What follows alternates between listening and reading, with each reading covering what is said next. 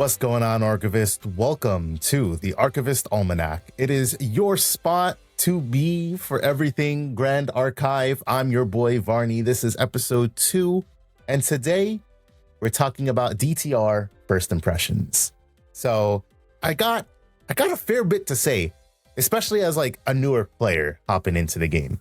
But first off, I'm going to introduce something that I was doing as a video on YouTube. I was producing a video for it every week, and I decided to kind of take it in the style where we do our Digimon podcast, where I talk about locals on the podcast. It lets me ramble a little bit more than I'm comfortable with rambling on like an actual edited YouTube video. Not that this isn't edited, but this is meant to be more raw than a YouTube video is. So I'm going to talk about locals here, and this is how I'm going to talk about locals recaps going forward. For the most part, might still put out the occasional video here or there, but this is where we're going to talk about it. So I didn't participate in any of the Yeti or the Cake TCG online webcam locals last week, mainly because it was so busy. I have 2 daughters and my girls with me, so couldn't dedicate time to playing the tournament and take care of them. And also because it was a busy weekend. We had the release of the Gundam card game, the release of DTR, for some, the release of Magic, and I was at Gundam on Friday night, Grand Archive on Saturday, and Sunday I spent time with the wife. So, busy weekend. First in-person locals at the Banish Zone on Saturday, and man, I have to say, I miss playing card games in person. Playing online locals is fun. It's great. Lets me play and enjoy the cards, but nothing beats heading to locals, getting to meet people, getting to play the game physically, see the cards right there, ask the questions, do the things. I missed that a lot. And it was a really fun, a really great experience. I believe we had maybe like 14 people, I think is how much we had, somewhere around that number. So my matchups for locals, round 1, I started off against basically the Diana starter deck. He said he just needed something to play for locals, so he just threw together basically the starter deck the night before. Maybe had a couple of cards from the set, but he had to like adjust it and stuff. So it wasn't full power Water Diana, which I think would have punched me a hell of a lot harder than it did. It did some he launched his one attack that was like, golly. So, and that was just like from the starter deck, basically, I'm pretty sure. But I think that it would have punched me a lot more than it did. And I'm not sure how that iteration of the deck I was playing would have combated it. I'm still on Fire Crux Lorraine. That was my first DTR brew. I put in Merlin because main deck sword. I put in the Looking Glass because we bounce it with Ghost of Pen. And I put in the Inert Sword. That was like my 3 big ads. Inert Sword, I get that out. It's now a 2/2 instead of a 1/2, and it's fantastic. We won that round 1 basically 2-0, or was it 2-1? I think it was 2-1. It might have been 2-1. I don't remember. Whatever, we won that. My round 2, I played against Spirit of Slime Sylvie, and I've been having my comeuppance against slimes. I say, Flame Sweep, do your job. Get rid of all these pesky slimes for me. So that was basically 2-0 as well. I haven't been having as much trouble against slimes as long as I'm seeing my cleaves. It's basically what it boils down to. If I can't see my cleaves, sometimes I can't deal with the slimes like the ethereal slime, because I believe that's the one that has True Sight. And one thing I regretted later on was not running Sword of Seeking, so I didn't have True Sight, but it wouldn't have mattered because I probably would have broken the sword anyways early on before the ethereal came out. But got that 2-0. We then went to face off against Fire Specter Merlin. Yes, that's what I said. Damn. So that deck has very heavily influenced how I am now building Lorraine. Because, I mean, they're essentially, in a way, they're kind of the same. They play sort of the same, especially because he was running Lorraine level 1 with the Inert Sword as well. So we kind of have the same, maybe like 20, 30 card core. And then obviously the other cards are different. So I wasn't on the Specter package. And man, the value that he generated from the Specter package was insane. I don't remember much of the card names, but I'll call out the effects. and I'll throw them up on the screen as I talk about them in post so that you guys can see them. There's a Paramount something. It's a Specter, Fire Specter, that on enter, if it's ephemeral, you get to deal 2 damage as a spell to a target champion. You can also ephemerate it, which is nice. You have the other Specter, this one I don't remember the name of. It's something Templar that lets you play out a Specter from your grave that becomes ephemeral. You've got the, of course, Liminal Guide.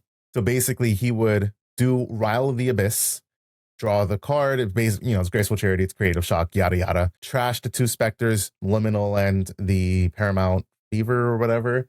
And then next turn, he would play the Templar, pull out the Paramount Fever, deal me the damage. If he would level up, Liminal also comes out. That's like 3 bodies.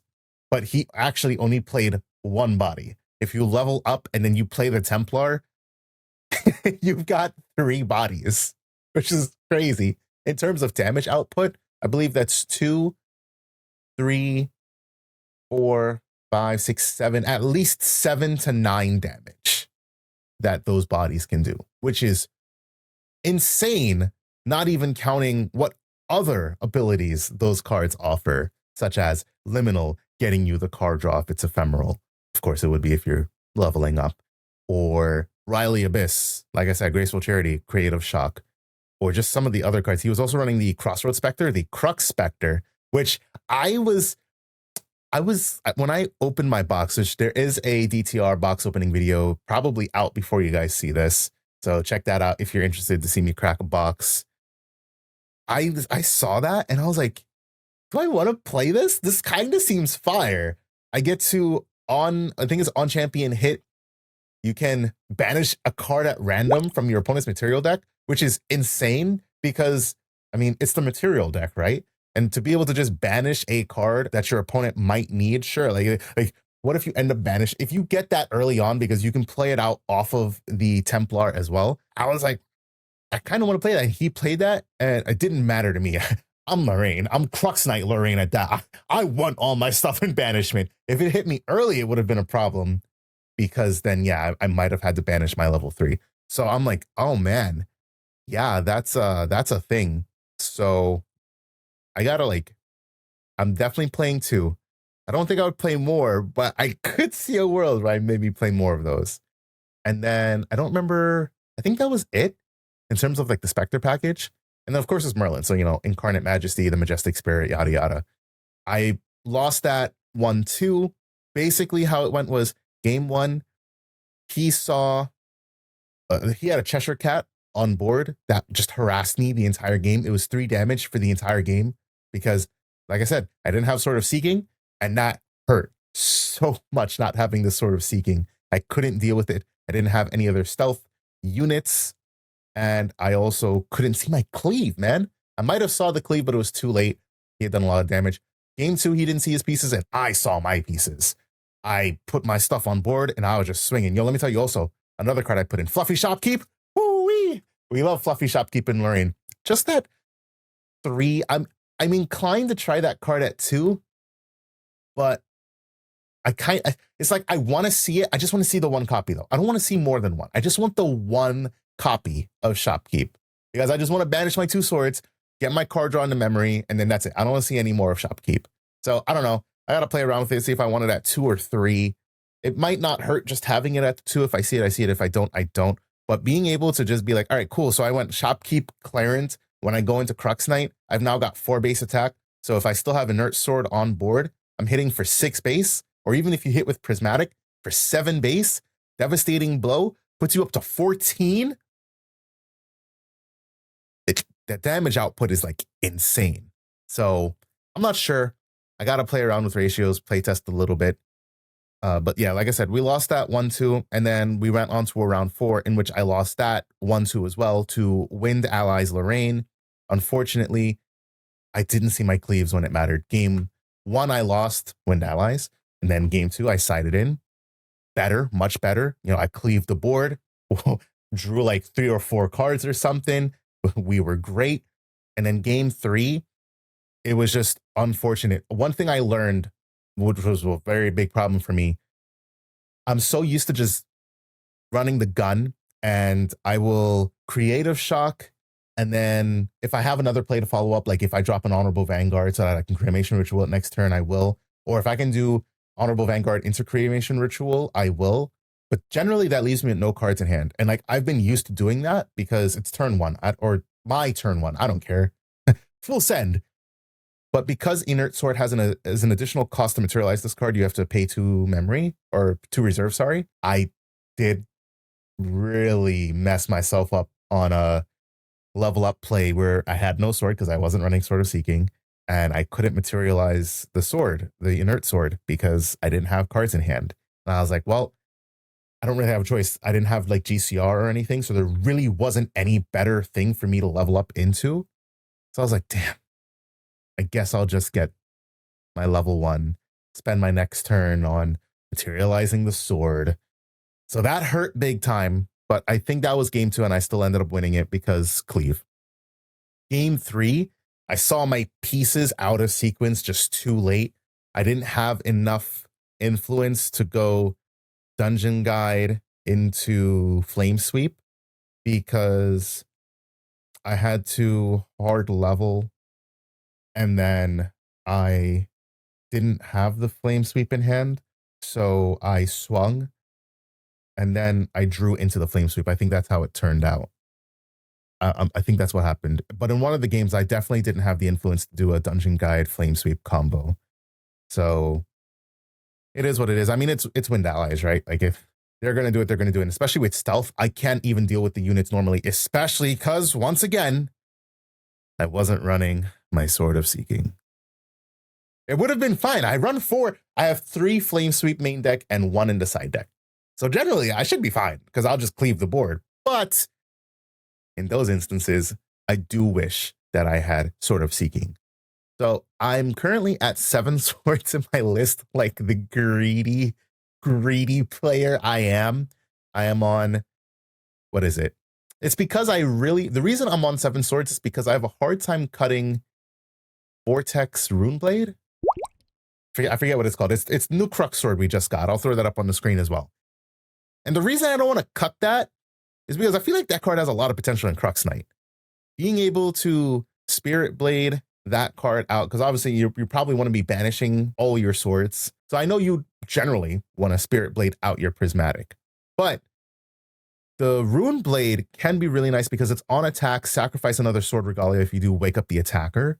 Because Crux Knight has the base like 4 attack, essentially, if you have 4 swords in banishment, you can do 10 damage in 1 turn. If you have Devastating Blow, you can do the 7, 8, 9, 10, 11, 12, 13, 14, 15, 16, 17 damage in a turn. If you hone by fire the Rune Blade, you can do 21 damage in a turn. Like, the damage output is insanely crazy. So I like the idea of it. I'm not sure if I'll keep it. I might end up dropping it. If I do end up dropping it, it would be for a backup charger, because since I run Looking Glass, I don't have my GCR for Divine Relic. So I would end up running backup chargers to get a card draw, because there's definitely times I wanted that. But that's it. That's how it went. It was very fun, very good. I enjoyed it a lot.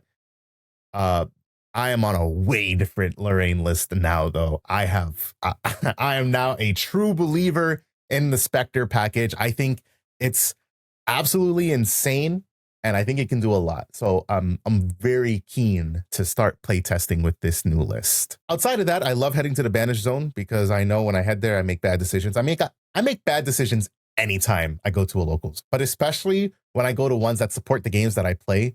When I go to mine for Digimon, spend a lot of money. Going to the Banish Zone for Grand Archive, I'm like, oh, you've got everything that I need. I can pick up sleeves. I got my starter decks. I've got singles that I can pick up. So I picked up some singles.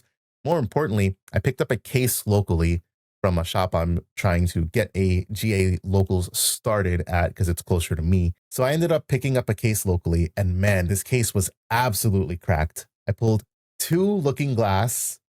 I pulled a Diana level 2 CSR. And for me, my personal highlights, I pulled a foil Inert Sword and a foil spellword Scepter. I was playing Scepter in my Lorraine list, didn't need it. I'd probably side deck it, but to be honest, in this new version of the deck, I'm not playing Scepter at all. But foil inert sword was like, I was like, yes! That was before I pulled the Diana CSR. So I pulled the foil inert sword and I was like, yes! I wanted nothing more than this card. Of course, I wanted Looking Glass as well. So I pulled Looking Glass, I pulled the foil inert sword, and I was like, I don't care what else I pull. If I don't pull a CSR, it's whatever. I've got these cards that I need. And then we did end up pulling the Diana level 2, which might I tell you is so amazing looking. And as much as the money speaks to me, as a card game player, especially as a card game player who loves good looking art, I'm so much more inclined to keep that card. So I'm not sure. I definitely do like Diana a lot, and I did want to mess around with the new Astra stuff. So I don't know. Maybe we're going to end up just playing level 2 CSR. I don't know. We'll see. Now, if you guys are liking this podcast so far, please do, if you're watching on YouTube, drop a like and also subscribe, hitting the notification bell so that you know when the future podcasts come out. But more importantly, if you're on Spotify, or if you happen to be listening on any of the other platforms that we should now be listed on, such as Apple Podcast or Amazon Music, please make sure you follow and drop us a 5-star review. That way, whatever algorithms that those platforms employ can get this recommended to other card game players who do listen to podcasts as well. We would appreciate that. Now, moving on to our main topic, DTR first impressions. So I talked very heavily, very favorably about the Specter package. And I say that as I really, and honestly, I hadn't looked at the card pool before. I saw the reveals when they were coming out. So I saw that there were cards. I was like, oh my goodness, like that looks crazy. I definitely can't wait to play with that card.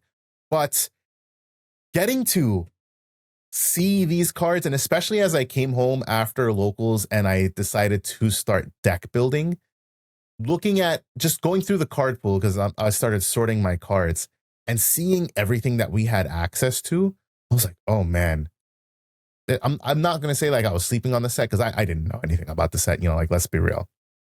But I definitely didn't think that this set was I didn't think I was going to like this set as much as I do.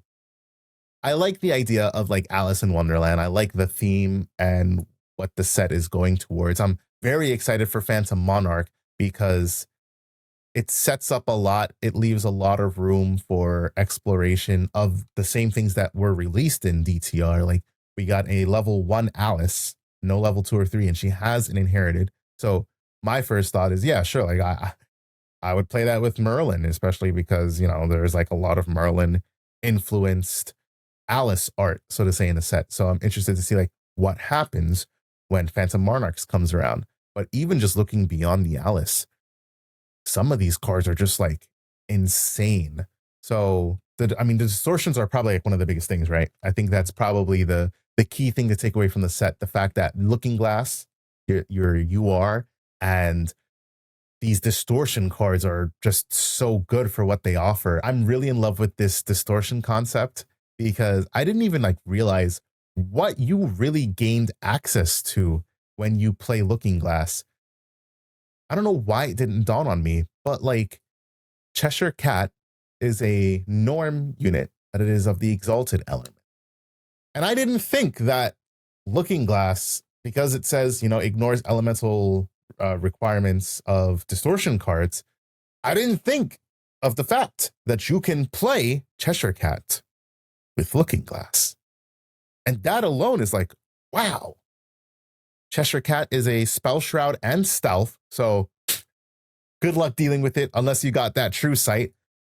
1/3 that gains attack based on the base power of all distortion weapons, distortion regalia weapons that you control. So that, like I said, that Cheshire Cat was absolutely just destroying me. It was 3 damage that I couldn't deal with every turn. And it was a problem. And I hated that I couldn't get rid of it. But even going beyond the Cheshire Cat, the fact that it's exalted and Looking Glass lets you ignore that made me realize, oh man, so I can play these other things such as Reckoning's Wake, which is a Guardian distortion skill. It's like a half an Idle Thoughts, I guess. you don't get to glimpse. You look at the top 3 plus X, where X is the amount of distortion objects you control. Put those cards back on top of your deck in any order. But it's also floating memory. So I'm playing Looking Glass. My deck runs what? I think formally I was on like 18 to 19 floating. With Reckoning, obviously, so Reckoning is in here. And I mean, it replaced the floating, but now I'm like, okay, cool. I get to look at the cards before I draw into them. So I'm not like, draw? Well, that's certainly not what I need. What do I do? Because I had that problem so much. I would try to generate draw power and I would do like a cremation. I'd do a creative shock and I'd draw into something like, I don't know, Honorable Vanguard and a Tempered Steel. And that's fine. I don't mind drawing into floating memory, but not when I'm like late game and I'm like, I need to see my Ghost of Pendragon. Realistically, that is why I lost that third game against Merlin, because I banished I think I banished a Ghost off of an early level up because I had to, and that hurt. I didn't see another Ghost. I didn't get any draw power going, and I couldn't generate any pressure, and that hurt a lot. So Reckoning's Wake, that's not even the only one. That's just like a skill that you can use, right? You've got Bauble of Scarcity, which my opponent used against me in Merlin. It's the opposite of Bauble of Abundance. So instead of each player draws a card, each player discards a card. That can really work for you because, oh, cool, I'll use this and I'll discard my floating memory, or I'll discard my Specter, you know? You've got like Tome of Ignorance, which is champions you don't control get -1 level, which can matter for stuff like Sylvie. If for like Pride, if they run whatever, I forget which one it is, that buffs up their level, gives them a level. You can run this and be like, all right, cool, you're not that level anymore. No more controlling your units with like Pride 4, Pride 5, etc. Obviously, I love Inert Sword. I would totally run Sword of Shadows. I was so tempted to run Sword of Shadows, but I was like, no. My only problem with Sword of Shadows is if your opponent controls an ally with stealth, it gets them permanent. Not like it's as long as your opponent controls one with stealth, that it gets a -1. And I feel like there's just enough stealth units to make me regret running this card, because it would be a base 2/2 with the class bonus. But there are just so many more distortion things that's just like, oh, wow, I didn't realize that that was possible. Because I'm on the Specter package now, you have an archetype removal in a way. It's I guess it's technically heavier costed because it's a base 4 Ghastly Corrosion. It's a 4 cost, and then it costs 1 less to activate for each of up to 2 ephemeral objects that you control. I definitely decided to play that card because I forgot to talk about it, but Censor, I forget what the entire card name is called. Don't mind me, I'm learning the card pool. So here we go. Censor of Restful Peace. The Wind Allies Lorraine player was playing this. It was like not turn 1, but like turn 2 every time. And I was just like, man, thanks. Now I don't have float in my grave. And he said he was playing it because like the Spectre thing was big, but also because of the floating and because of the idea that, like, you know, I think Diana and CL both have things that can activate from the grave. So making them lose all abilities is nice as well. And I was like, this is just like freaking Nullifying Lantern for me all over again. In my like first, I would say like 2 iterations of Lorraine, I don't think I ever really got hit with Nullifying Lantern, but I know I had to account for Nullifying Lantern. So I put Reduced to Ash in the main deck and I was playing it in the side deck. And then in some talks with Limelight, shout out to Limelight from Creative Shock, you should check out their content. In some conversations with Limelight, I ended up deciding to forego the Nullifying Lantern, or the Nullifying Lantern. Ended up deciding to forego Rending Flames. And by doing that, it also let me just completely ignore Nullifying Lantern. It doesn't affect me. All right, cool. I don't care. I don't have anything in my deck that now cares about my cards in grave being fire element. So whatever. Good job wasting a materialization on that. Now I need to worry about it again because I don't care about the Nullifying Lantern, but now I need to worry about Censor.